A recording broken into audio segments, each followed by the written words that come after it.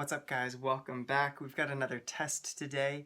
Today we're testing a dual grit edge that's 250 grit on one side and 6000 grit on the other, the original method that I would use, but I have actually stropped it on denim this time.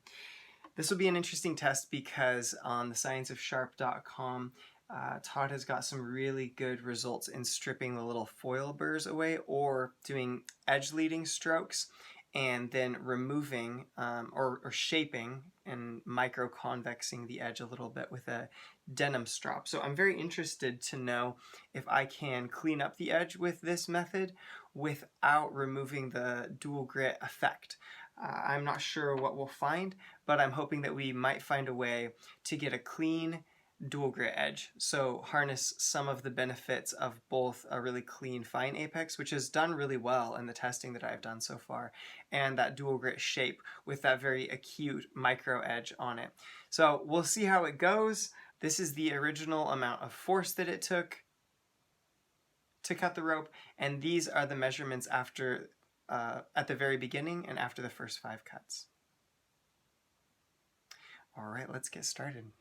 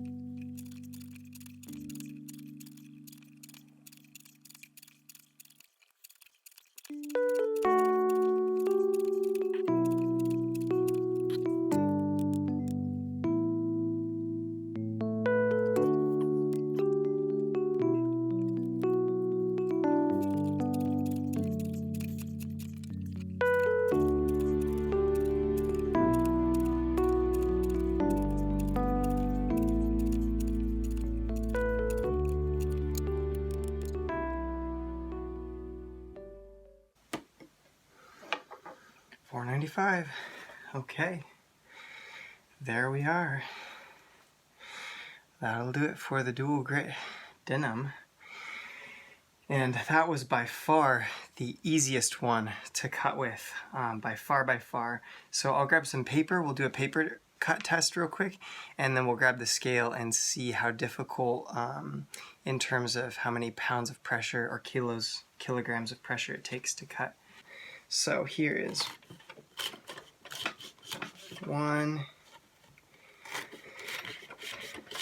2, 3, 4, 5. So that's about how much pressure it's taking me to get through that. Here's the old school dual grit, the black knife. 250 6000 with silica strop. Come on, scale. This is a piece of crap scale. I may have to do this with a real scale. That's 1.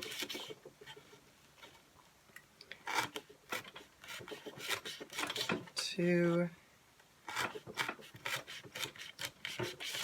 3, oops. Come on. Didn't quite get through that one.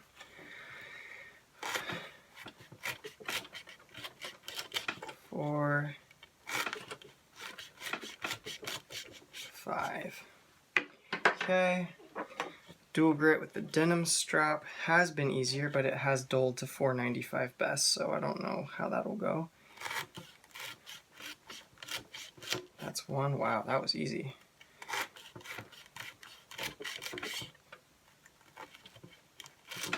2, 3, 4, 5. I don't know what the readings are on that. I'll put them up on the screen here, but that sure felt a whole lot easier. Let's bring the camera up for a quick paper test, and then we'll wrap up these shenanigans. Ooh, ooh, ooh. If I can get my tripod to work properly. Hey, hey, hey, hey, there we go. Okay. So, Mother's Mag on a pine block. The untested portion of the blade will push cut ultra easily. It is insane how beautiful that fine edge is. Tested portion of the blade, how we doing? It's dragging through, but it'll cut printer paper okay.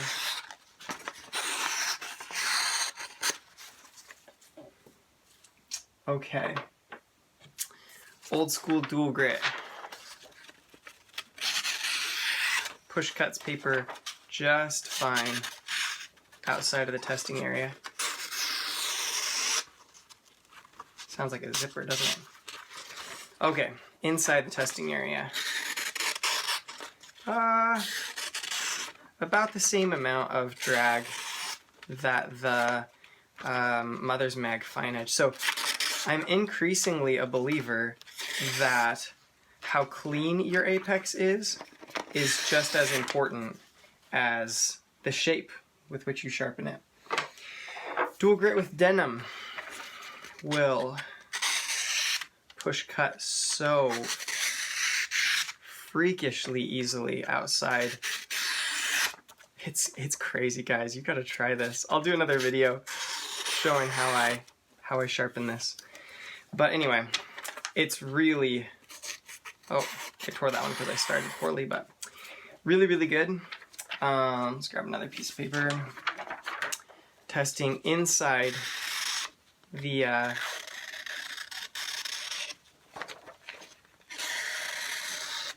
tested zone.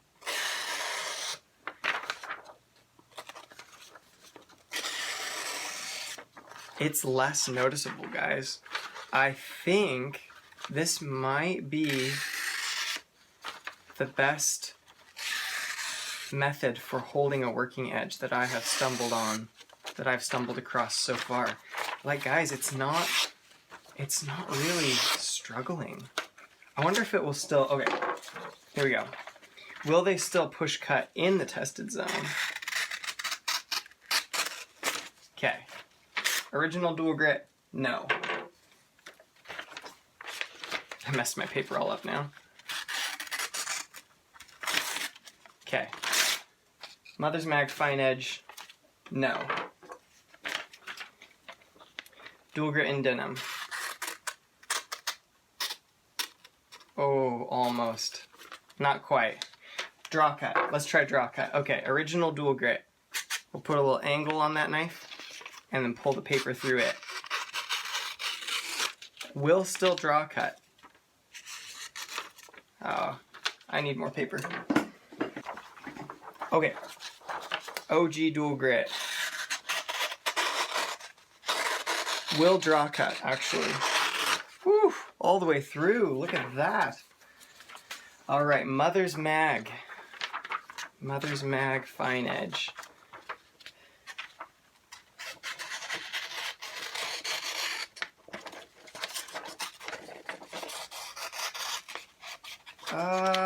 Yeah. Come on. I mean, I had to baby it a little. Let's try again.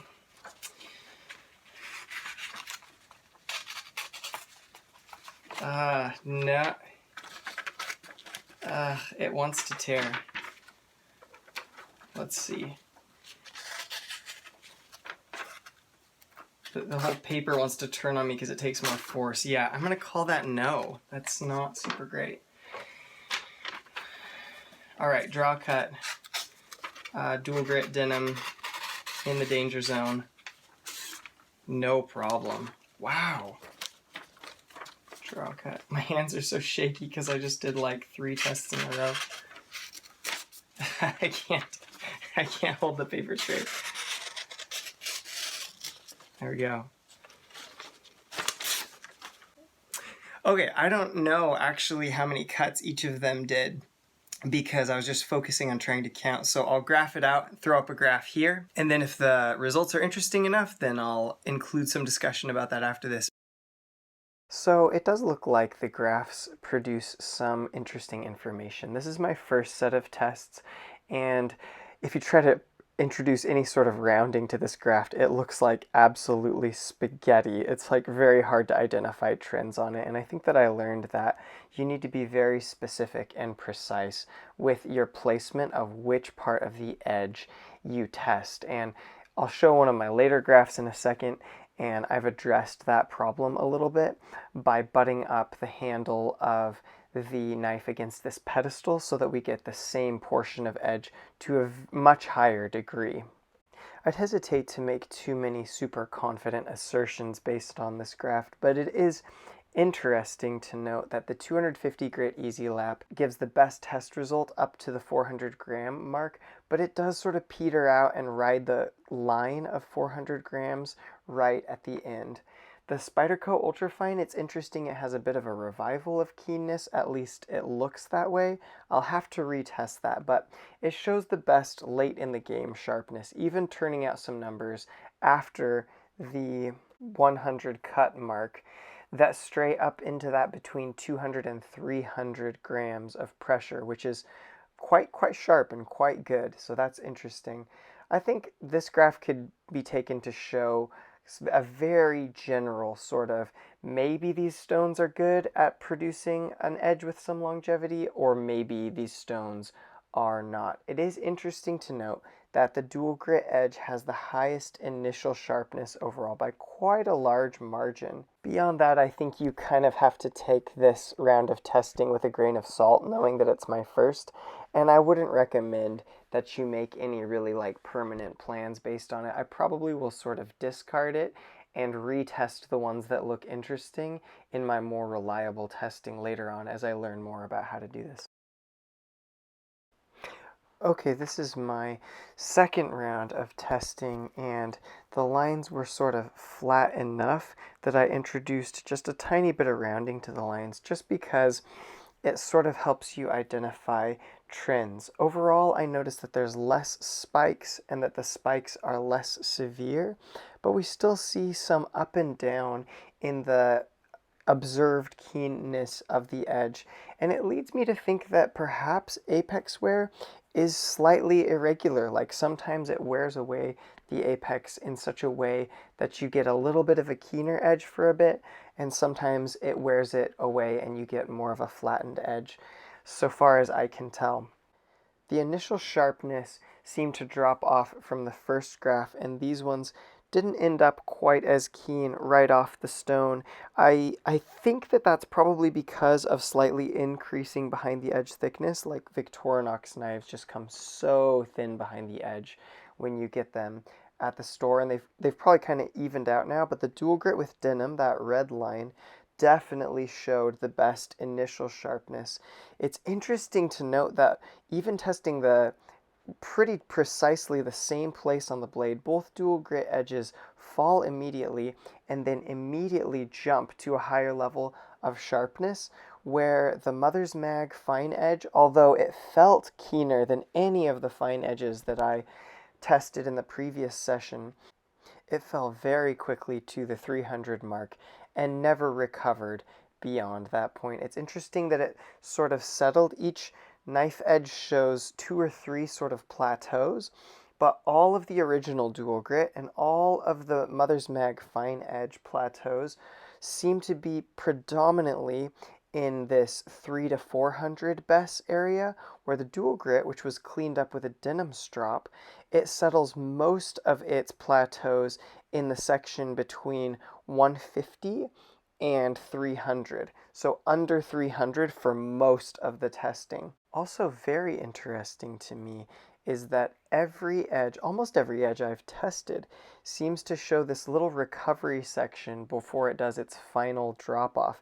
And these 3 are no exceptions. You see this dramatic up curve, like almost more dramatic than most of the rest of the testing, just before the edge fails. I don't know what to make of that. If you guys have any ideas, I'd be keen to hear. It's interesting to note that the 250 grit edge with the cardboard strop actually lasted longer than these edges, though as I said, I don't know that my initial testing was super reliable. It's also interesting to note that all these edges still reliably slice paper, and so I think I need to go to a higher best strain to see the full curve of dulling that Pete is observing. I think overall I'm realizing that I need a quicker and more comprehensive mechanism of dulling to sort of weed out the edges that are not good. And once I do that weeding out, it would be interesting to take like the top 5 or the top 10 longest lasting keen sharp edges and then do this small rope test again with kind of the winners, and then sort of compare the trajectory of how the dulling happens. So I'm going to use up the rest of the small sisal rope that I have trying different angles on the dual grit denim, because that seems to show the absolute highest level of keenness retained until late in the dulling process. And then I'll retest Venev to see if the Venev Diamond Waterstone was a fluke, and then after that I'm probably going to transition to some thicker rope and try to weed out some of these results. I think that the fact that the force analysis with the weight scale and the fact that the dual grit denim was cutting with half the pressure of the fine edge reveals that the best isn't measuring everything. It's not measuring aggressiveness and cut propagation, as well as cut initiation and keenness. So I think there are multiple aspects. I'm excited actually to experiment around with different ways to observe and measure the different aspects of sharpness. Anyway, I hope that's helpful, but for now, peace out guys. Have a good one.